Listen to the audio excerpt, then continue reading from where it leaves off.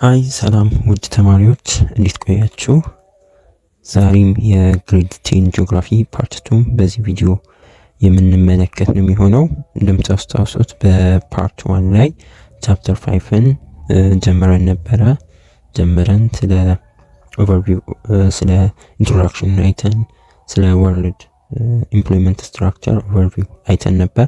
በተጨማሪም 5.2 ላይ ስለ ሜጀር ኢኮኖሚክ አክቲቪቲ ኢን አፍሪካ የሚለውን ፓርት አይተን ነበረ። ዛሬ 5.1 ላይ ከሱ የቀጠለውን ፓርት እናያለን። እንደተለመደው ቻናሉን ሰብስክራይብ ማድረግ እንዳትረሱ፣ ለጓደኞቻችሁም ሼር አድርጉ። ቪዲዮም ሲመቻችሁ ላይክ ማድረጋችሁን እንዳትረሱ። ጥያቄ አስተያየታችሁን ኮሜንት ላይ ጻፉልኝ። በቴሌግራም ቻናላችንን ጆይን አድርጋችሁ መጠየቅ ትችላላችሁ። እዛም ላይ ኖቶችን የመሳሰሉ ትሪኮችን ስለምታገኙ ቴሌግራም ቻናላችንን ጆይን ማድረግ እንዳትረሱ። ኦኬ 5.1 ኢኮኖሚክ አክቲቪቲ ኢን አፍሪካ ይለናል። በአፍሪካ ላይ ያሉ የኢኮኖሚ አክቲቪቲዎችን በዚህ ሴክሽን ላይ ያለ አፍሪካ largely depend on the primary sector of the extraction of basic material from natural environment ይለናል። አፍሪካ በዋናነት በይሄ ፕራይመሪ ሴክተር ያልነው ላይ በዋናነት በዚህ ዘርፍ ላይ ዲፔንድ ሆነች። እናም በተፈጥሮ አካባቢዎች ጋር ኤክስትራክሽን የማውጣት ሁኔታ ላይ በማውጣት ላይ ኢኮኖሚያ ዲፔንድ ኦን ኤክስትራክሽን ኦፍ ቤዚክ ማቴሪያል ከናቹራል ኢንቫይሮንመንት በማውጣት ዲፔንድ ይሆናል ኢኮኖሚያ። when an economy highly relies on the extraction of basic natural resources through mining, fishing, agriculture, forestry, it faces several challenges ይላል። በተጨማሪም እንደ ኢኮኖሚው የአፍሪካ ኢኮኖሚ በማዕድን በማዕሳ ማጥመድ፣ አግሪካልቸር፣ ፎረስትሪ በግብርና በደን ልማት ላይ የተመሰረተ እና ከተፈጥሮ ሀብቶች ጋር ከማውጣት ጋር እጅጉን ዲፔንድ ሆነና it faces several challenges ይላል። ይሄም እንግዲህ ብዙ ፈተናዎችና ብዙ ችግሮች ያጋጥሙታል። ይሄ የአፍሪካ ፕራይመሪ ሴክተር ላይ ዲፔንድ መሆኗ ማለት ነው። ኢኮኖሚዋ ፕራይመሪ ሴክተር ኢን አፍሪካ ምንን ያካትታል? ፕራይመሪ ሴክተር ስንል በዋናነት ስንመለከት የመጀመሪያው አግሪካልቸር ነው። አግሪካልቸር is by far the single most important economic activity in Africa። እንግዲህ ግብርና በአፍሪካ ውስጥ በጣም አስፈላጊውና ቀዳሚው የኢኮኖሚክ አክቲቪቲ ነው። ፕራይመሪ ኢኮኖሚክ አክቲቪቲ ላይ ቀዳሚ የሚባለው ግብርና ነው። it provides employment for about 2/3 of the continent's working population and it contributes on average 30 to 60% of gross domestic product GDP and about 30% of the value of exports to each country ይለናል። ይሄ የግብርናው ዘርፍ እንግዲህ ከሀገሪቱ 2/3 የሚሆነውን ለሚሆነው የሰራተኛ የስራ ዕድል የሚፈጥረው ይሄ ሴክተር ነው።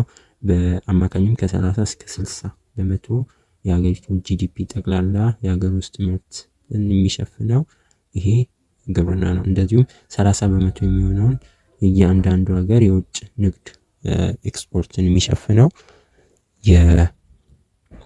ይሄ የአግሪካልቸር ዘርፍ ነው ማለት ነው። however most agriculture in Africa is rain-fed and therefore very vulnerable to climate variability that is characterized by frequent droughts and occasional floods which at times destroy crops and livestock።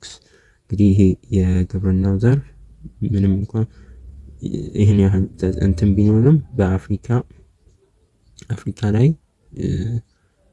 የግብርናው በዝናብ ላይ የተመሰረተ ነው። ሬንፌድ ሞር ያደገም አይደለም ማለት ነው። በዝናብ ላይ ጥገኛ የሆነ ነው።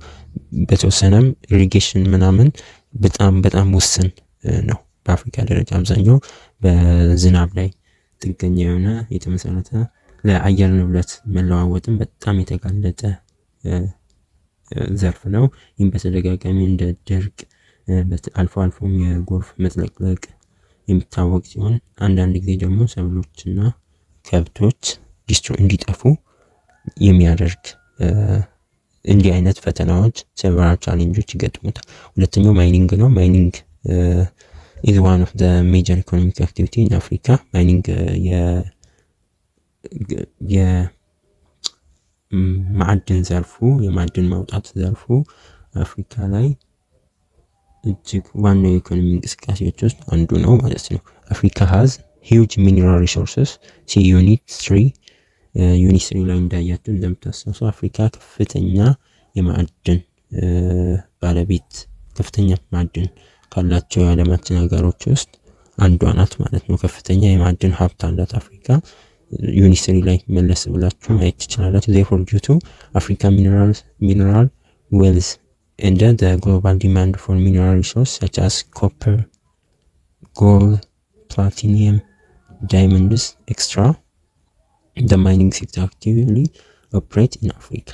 በአፍሪካ በዋናነት በማዕድን ሀብት በዓለም አቀፍ ደረጃ እንደ ኮፐር በቴብል ላይ ሄዳችሁ ቴብል ላይ ማየት ትችላላችሁ። እንደነ በኮፐር የሚታወቁ እንደነ ዛምቢያ እንደነ I think ዲሞክራቲክ ሪፐብሊክ ኮንጎ በጣም አፍሪካ ላይ ከፍተኛ የኮፐር ምርት ያላት ማምረት ከፍተኛ ቶን ምርት በየዓመቱ የሚያቀርቡ ናቸው። በጎልድ ደግሞ እንደነ ሳውዝ አፍሪካ እንደነ ጋና ከፍተኛ የወርቅ ማዕድን አላት። ፕላቲኒየም ደግሞ በዋናነት በዓለም አንደኛ የሆነችው ሳውዝ አፍሪካ ነች በፕላቲኒየም ማዕድን። ዳይመንድ ደግሞ በጣም ታዋቂው አፍሪካ ላይ በዳይመንድ ምርት ኢንዱስትሪያል ዳይመንዶችን የምታመርተው ደቡብ ዲሞክራቲክ ሪፐብሊክ ኮንጎ ነች። አሁን እዚህ ከፍተኛ አፍሪካም ኢትዮጵያም እንደ ታንታለም የመሳሰሉ ማዕድናት ያሏት ሀገር ነች። ይህም ዘርፍ በዋናነት የአፍሪካ ውስጥ በንቃት አክቲቭሊ ኦፕሬት እያደረገ ያለ ዘርፍ ነው። ፕራይመሪ ኢኮኖሚክ አክቲቪቲ ነው ማለት ነው። ሶስተኛው ፎረስተሪ ነው። የደን ልማት የምንለው አፍሪካ is rich in forest and woodlands. Africa has 624 million hectares under forests which comprise 20.6% of the continental land area and 15.6% of the world forest cover. አፍሪካ በደንና በደን የተሸፈነች ነች። 624 ሚሊዮን ሄክታር በደን የተሸፈነ ነው የአፍሪካ መሬት። ይህም ከሀገሪቱ የመሬት ስፋት 20.6% በደን ተሸፍኗል። ከዓለም 15.6% የዓለም የደን ሽፋን የምትሸፍነው አፍሪካ ነች። ፎረስት ኢንዱስትሪስ ሰፖርት መኒ African national economy by supplying a variety of products and services to rural and urban communities. ይሄ ዘርፍ በተጨማሪ ደኖችና ዛፎች የተለያዩ ምርቶችንና አገልግሎቶችን ለገጠሩም ለከተማው ማህበረሰብ በማቅረብ ብዙ የአፍሪካን ናሽናል ኢኮኖሚዎች የሀገሮቻቸው ናሽናል ኢኮኖሚ በስፋት ይደግፋል ማለት ነው። in addition many wildlife and game parks are in forested area. እነዚህ በተጨማሪም የተለያዩ ፓርኮች የዱር አራዊቶች መገኛዎች ጌም ፓርኮች አፍሪካ ላይ አብዛኞቹ በደን የተሸፈኑ ናቸው ማለት ነው። አራተኛው ፊሸሪ ነው። የአሳ ማጥመድ ዘርፍ ነው። Fishing and fisheries are an integral part of the culture and the economy of Africa. ይሄ ዘርፍ የአሳ ማጥመድ ሁኔታ በአፍሪካ ላይ እንደ ባህልም እንደ የኢኮኖሚ አንድ አካል ሆኖ ይታያል። Fisheries play significant economic and nutritional roles in the continent. በተጨማሪም ይሄ የአሳ ሀብት ከፍተኛ የሀገሪቱ በኢኮኖሚ የሚሆን የአመጋገብ ኒውትሪሽን ላይ ሚናው ሮሉ ከፍተኛ ነው። The sector contributes to food and nutrition security and provides jobs in particular for coastal populations which are often among the poorest and the most vulnerable. ይህም ዘርፍ የአሳ ማጥመድ ፊሸሪ ዘርፍ በተለይም ለምግብና ለስነ ምግብ ዋስትና የሚያበረክተው አስተዋጽኦ በተጨማሪ በተለይም በኮስታል ኤሪያ ባህር ዳርቻ አካባቢ ለሚገኙ ነዋሪዎች እነዚህም ብዙ ጊዜ በጣም ድሃና በጣም ቨልነራብል ናቸው። ለድህነት የተጋለጡ የተለያዩ ክላይሜት ኤክስትሪሞች ለፖቨርቲ የተጋለጡ ናቸው። ያው ሞር ይሄኛው እነዚህን ግሩፖች ግሬድ 11 ላይ ቨልነራብል ግሩፕ ናቸው። ብዙ ጊዜ ኮስታል ኤሪያ የሚኖሩ ፖፑሌሽኖች አፍሪካ ላይ በተለይ ለብዙ አደጋዎች ቨልነራብል ነው ይለናል። ግሬድ 11 ላይ በስፋት ትማራላችሁ።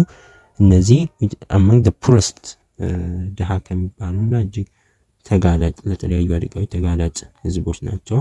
ለእነሱም እንደ አንድ የኢኮኖሚ አቅም ይፈጥርላቸዋል ማለት ነው። ይሄ የፊሸሪ ዘርፍ አፍሪካ ላይ ቻሌንጆቹ በፕራይመሪ ሴክተር ያሉ ቻሌንጆች አሉ። ለአፍሪካ በዚህ ላይ ዲፔንድ መሆኗ ብዙ ቻሌንጆች አሏቸው። ከዛ ውስጥ አንዱ productivity and reliability in this industry vary because they depend on weather and natural elements like soil fertility and adequate rainfall. እነዚህ ኢንዱስትሪዎች ውስጥ ምርታማነትና ፕሮዳክሽንና ሪላያቢሊቲው በተለያዩ የአየር ሁኔታዎችና በተፈጥሮ ንጥረ ነገሮች እንደ አፈር ለምነት እንደ በዝናብ ላይ ሬንፊልድ ነው እንዳልነው ያልነው ላይ ስለሚመሰረቱ የተለያየ ልዩነት ያመጣሉ።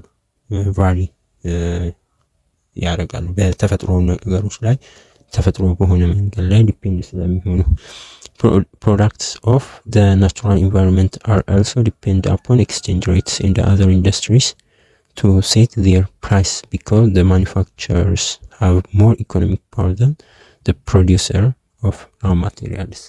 ይህም የተፈጥሮ ምርቶች ናቹራል ኢንቫይሮንመንት ላይ ምርቶች በምንዛሪ ዋጋ ላይ እና በሌሎች ኢንዱስትሪዎች ላይ የተመሰረቱ ናቸው።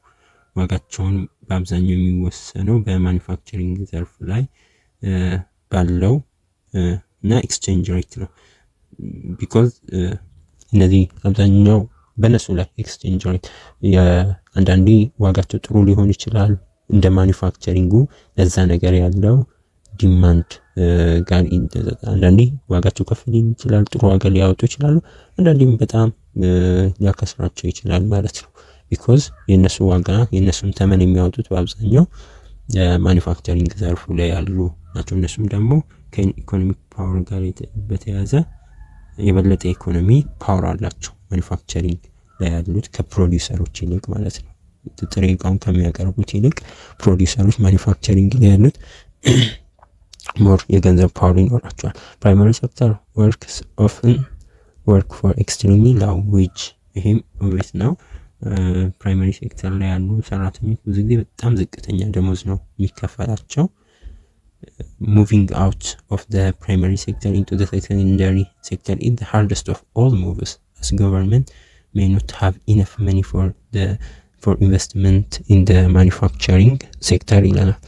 በአፍሪካ ላይ መንግስት ለማኒፋክቸሪንግ ዘርፍ ኢንቨስትመንት ለማድረግ በቂ ገንዘብ ብዙ ጊዜ ላያገኝ ይችላል። ስለምንድን ከፕራይመሪ ሴክተር ወደ ሰከንዳሪ ሴክተር የሚሄዱ ለአፍሪካ ሀገራት ብዙ ጊዜ ከባድ ነው። በቀላሉ ከፕራይመሪ ሴክተር ወጥቶ ማኒፋክቸሪንግ ላይ የሚሄዱ ነገር ቀላል አይሆንም ማለት ነው፣ ከባድ ይሆናል። እነዚህ እንግዲህ ቻሌንጆች ናቸው። ሁለተኛው ሰከንዳሪ ሴክተር ነው የምንመለከተው። ሁለተኛ ሴክተር ሰከንዳሪ ሴክተር የምንለው ወይ ማኒፋክቸሪንግ ሴክተሩ ማለት ነው። the sector is made up of activities that process basic material obtained by primary sector and turn them into new goods and products. either በዋናነት የተለያዩ በፕራይመሪ ሴክተር የተገኙ መሰረታዊ የሚባሉ ቁሳቁሶችን እነዚህ ማኒፋክቸር በማቀናበር ወደ አዳዲስ ኒው ፕሮዳክቶችን የሚያመርቱ የሚቀይሩ ተግባራትን የሚያጠቃልል ነው የማኑፋክቸሪንግ ዘርፍ የምንለው ማለት ነው። an example could be copper or transformed into the electric cable። ለምሳሌ ያህል አንድ የኮፐር ማዕድን ይሄ ከማይኒንግ የምናገኘውን ኮፐር ከፕራይመሪ ሴክተር በማኑፋክቸሪንግ ዘርፍ ወደ ምን ይቀየራል? ወደ ኤሌክትሪክ ኬብል ይቀየራል ማለት ነው። ምንን እንደ ግብአት ተጠቅሞ ኮፐርን እንደ ግብአት ተጠቅመን ኤሌክትሪክ ሽቦዎችን ማኒፋክቸር እና in Africa the secondary sector is growing at rapid pace in recent decades, but Africa is not keeping up with the worldwide improvement in the manufacturing industry. ከቅርብ ጊዜ ወዲህ በአፍሪካ ይሄ ሰከንደሪ ዘርፍ በቅርብ 10 ዓመታት ወዲህ በፍጥነት እያደገ ነው። ነገር ግን አፍሪካ ዓለም አቀፍ ወርልድ ዋይድ በሆነ ደረጃ አምራች ኢንዱስትሪዎች ውስጥ መሻሻሎች ብዙም አይታዩም ከዓለም ከመወዳደር አንጻር ማለት ነው። Africa has large selection of manufacturing consisting of textiles, clothing, footwear and the manufacturing of basic goods and metals. በተጨማሪም የአፍሪካ እንደ ጨርቃጨርቅ፣ አልባሳት፣ ጫማ እና መሰረታዊ የእንጨት እና ብረታ ብረቶች በማምረት ትልቅ የማምረት አማራጮች አሏት። አፍሪካ ካላት ሪሶርስ አንጻር ኤሌክትሪሲቲ፣ ጋዝ and water industries in the secondary sector have been markedly fluctuating over the past decades. እንደ ኤሌክትሪክ፣ የጋዝ እና ውሃ ኢንዱስትሪዎች በሰከንደሪ ሴክተር ባለፈው 10 ዓመታት ውስጥ ከፍተኛ ሁኔታ ለውጥ እያሳዩ ይገኛሉ አፍሪካ ላይ ማለት ነው። they appear to be very sensitive to changing economic trends. ይህም ምን አይነት አዝማሚያ ፈጥሮ ኢኮኖሚ የመለወጥን አፍሪካ ላይ እያሳዩ የመለወጥ አዝማሚያን አፍሪካ ላይ እያሳየን ነው ማለት ነው። so the tertiary sector consists of ሌላኛው ሶስተኛው tertiary sector ወይም service sector የምንለው ሶስተኛው tertiary sector consists of range of service activities. ይሄ በዋናነት ይሄ ሴክተር የተለያዩ መሰረታዊ የተለያዩ አገልግሎቶችን ያጠቃልላል ማለት የአገልግሎት ዘርፎች ላይ ያሉ የተለያዩ አክቲቪቲዎችን ያጠቃልላል። it involves the selling of services and skills. ይህም ምንን ያጠቃልላል? የተለያዩ አገልግሎቶችንና ስኪሎችን ክህሎቶችን መሸጥን ያካትታል። ሚኒመም selling goods and products from primary and secondary industries are also improved in service sector. በተጨማሪም እንደዚህ እንደ ፕራይመሪ ሴክተር ሁለተኛም እንደ ፕራይመሪ ሴክተር እና እንደ ሰከንዳሪ ሴክተር ኢንዱስትሪዎች ከነዚህ የሚመጡ እቃዎች እና ምርቶችን መሸጥ በተርሸሪ ሴክተር በዚህ ሰርቪስ ሴክተር ውስጥ ይጠቃለላል ማለት ነው። service related to transport, storage, communication and real estate have shown significant improvement in Africa in recent decades. በተለይም በቅርብ 10 ዓመታት ወዲህ በትራንስፖርት፣ በማከማቻ እንዲሁም በኮሚዩኒኬሽን እንዲሁም እና ሪል ስቴት ጋር የተገናኙ አገልግሎቶች አፍሪካ ላይ ከፍተኛ መሻሻሎችን እያሳዩ ይገኛሉ ማለት ነው። The growth in the hospitality industry presented by hotels and restaurants indicate the growing importance of tourism in many African countries. በሆቴሎችና ሬስቶራንቶች የሚገለጸው የእንግዳ ሆስፒታሊቲ እንግዳ ተቀባይነት ኢንዱስትሪ እድገት በብዙ የአፍሪካ ሀገራት የቱሪዝም ጠቀሜታ እያደገ መምጣቱን ያሳያል ማለት ነው። ከፍተኛ ብዙ ሆቴሎች ብዙ እንደዚህ ሆስፒታሊቲ ኢንዱስትሪው እያደገ ሲመጣ ቱሪዝሙ የማደጉ አንዱ ምልክት ነው። tourism in Africa depends directly on the continent's natural resource and biodiversity base. የአፍሪካ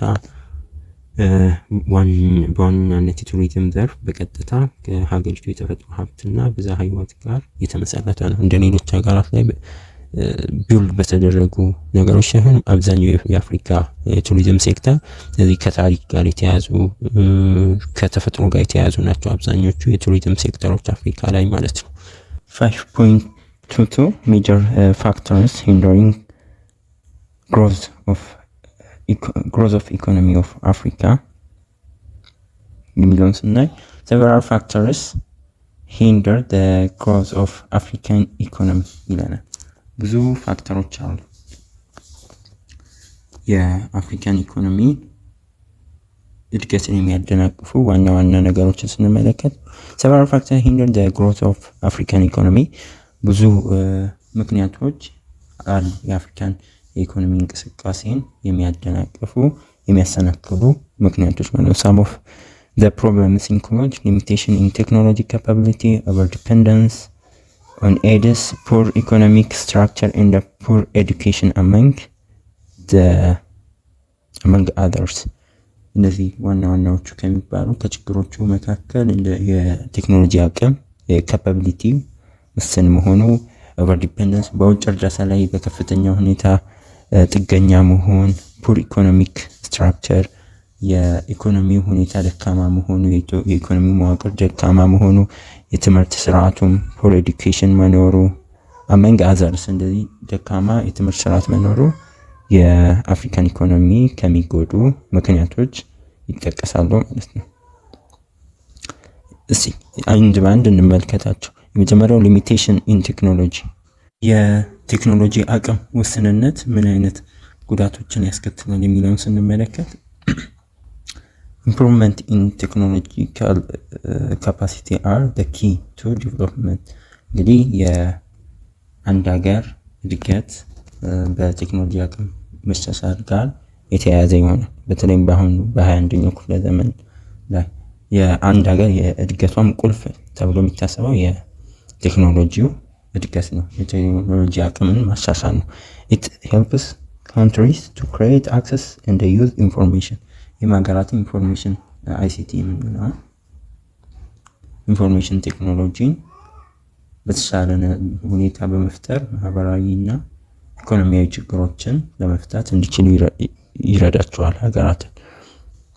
In addition, innovation in science and technology is bringing significant changes in agriculture, medicine, transportation among other sectors።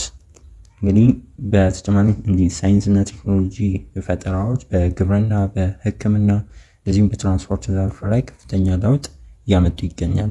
ቴክኖሎጂካል ካፓቢሊቲስ therefore bringing the major differences between the developed and the developing nations።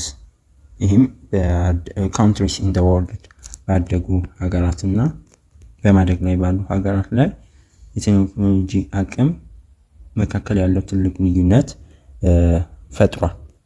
የቴክኖሎጂካል ካፓቢሊቲ ትልቁ ልዩነት በእነዚህ በታዳጊ ሀገራትና ባደጉ ሀገራት መካከል ፈጥሯል፣ ልዩነቶች እንዲኖሩ አድርጓል። Hence developed countries in Europe, North America and Asia have transformed their economies through the advancement of technological capacity and improvement in human capitalism።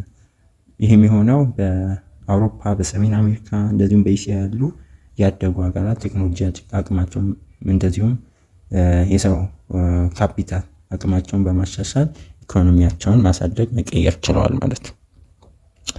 African therefore to be successful African countries should invest in technology because limitation in technology capability is among the factors that hinder economic growth in Africa።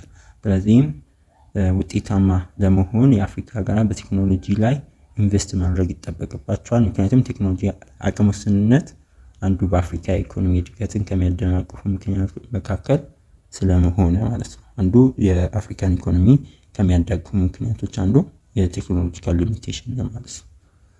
ሁለተኛው ኦቨር ዲፔንደንስ ኦን ፎሪን ኤድስ ይለናል። በውጭ ሀገር እርዳታ ላይ በከፍተኛ መጠን ጥገኛ መሆን። In Africa, many countries highly depend on development partners to finance their development projects። ብዙ የአፍሪካ ሀገሮች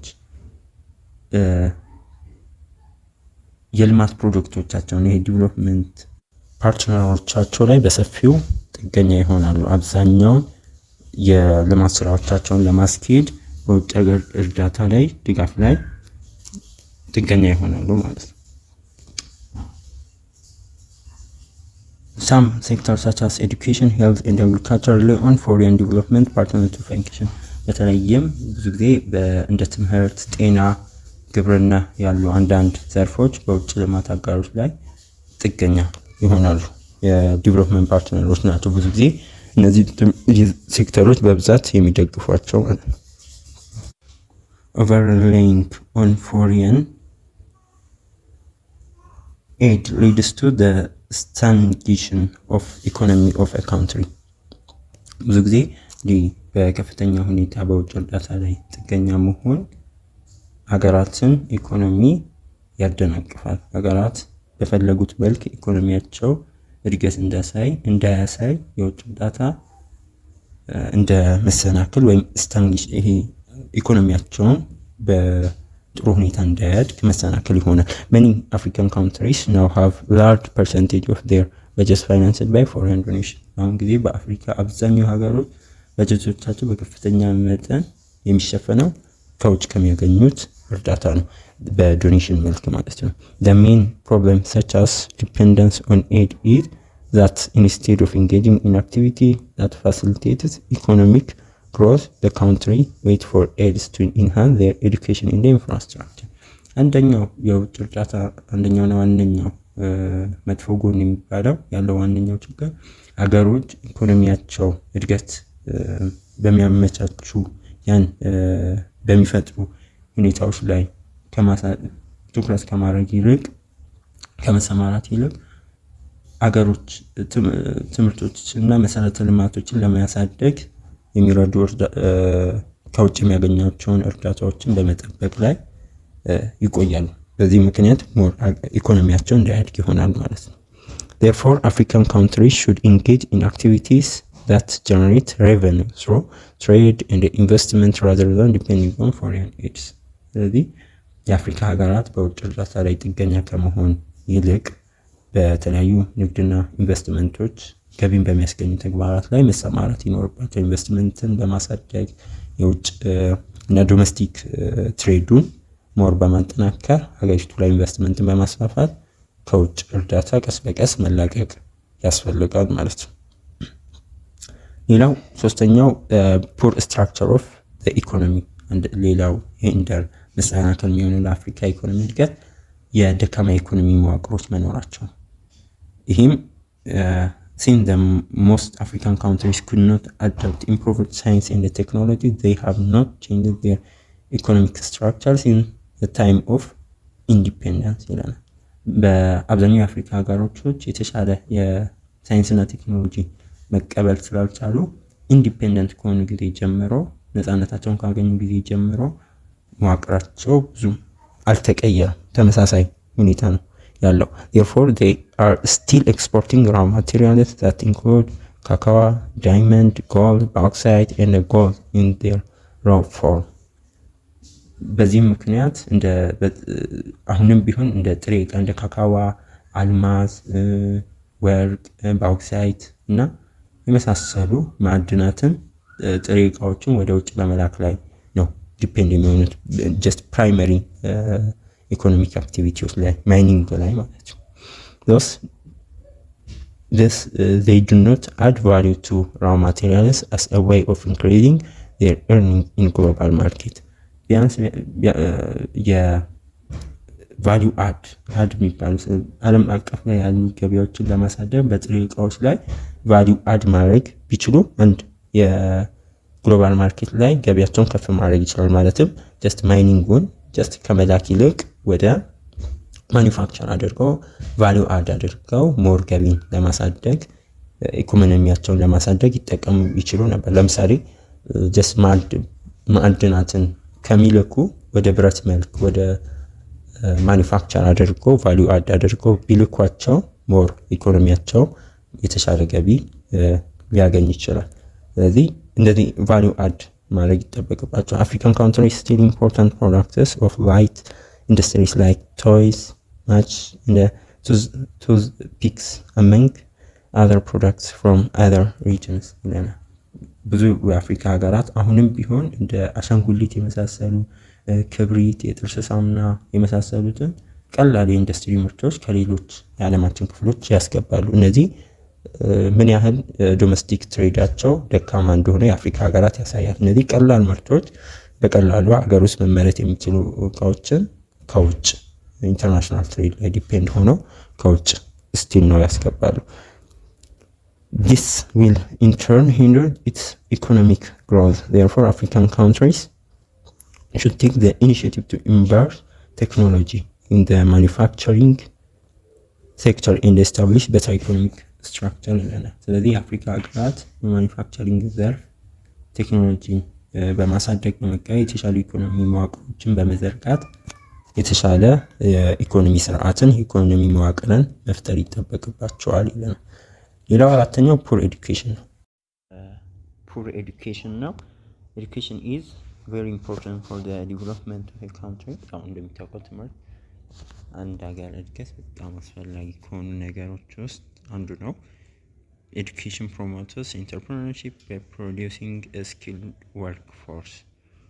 ያው የትምህርት አንድ ሀገር ላይ የሰለጠነ የሰው ኃይል ከማፍራት ስራ ፈጠራን ያበረታታል። Countries get the knowledge and the skills for manufacturing from quality education. የተለያዩ ሀገሮች ማኒፋክቸሪንግ እውቀት ክህሎትን ጥራት ካለው የትምህርት ያገኛሉ። ጥራት ያለው ትምህርት ሲኖር ስራ ፈጣሪ ኢንተርፕረነሮች የማኒፋክቸሪንግ ዘርፉ ይነቃቃል። However, the current education that the African countries are offering to students is yet to produce graduates that can take up the task of enhancing the African economy. ሆኖም አብዛኛው የአፍሪካ ሀገሮች ለተማሪዎች እየሰጡ ያሉ ትምህርት የአፍሪካን ኢኮኖሚ የማሳደግ ስራን የሚሰሩ ምሩቃንን ገና ማፍራት አልቻለም። ስለዚህም African education system should therefore be changed to equip students with the information and the skill that can help them to be competent in the global market activities ይለናል። ስለዚህም በመሆኑ የዓለም አቀፍ ገበያን ግሎባል ማርኬትን ላይ ብቁ እንዲሆኑ የሚረዳቸው መረጃ ክህሎትን በማስታጠቅ የአፍሪካ የትምህርት ስርዓት መቀየር ይኖርበታል ይለናል።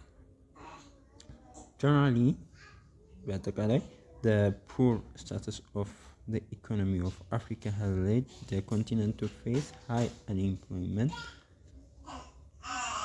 በአጠቃላይ የአፍሪካ የኢኮኖሚ ደካማ አቋም አህጉሪቱን ለከፍተኛ የስራ አጥነት እንድትጋለጥ አድርጓታል። Africa has the world's highest rate of working poverty people who are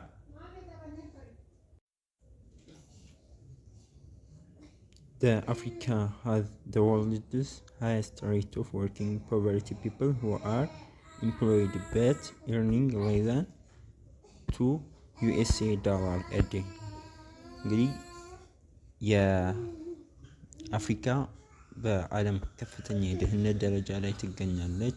ተቀጥረውም የሚሰሩ ነገር ግን በቀን $2 በታች ገቢ የሚያገኙ ሰዎች ናቸው። ኢቨን ኢምፕሎየር ናቸው፣ ተቀጣሪ ናቸው የሚባሉት ማለት ነው።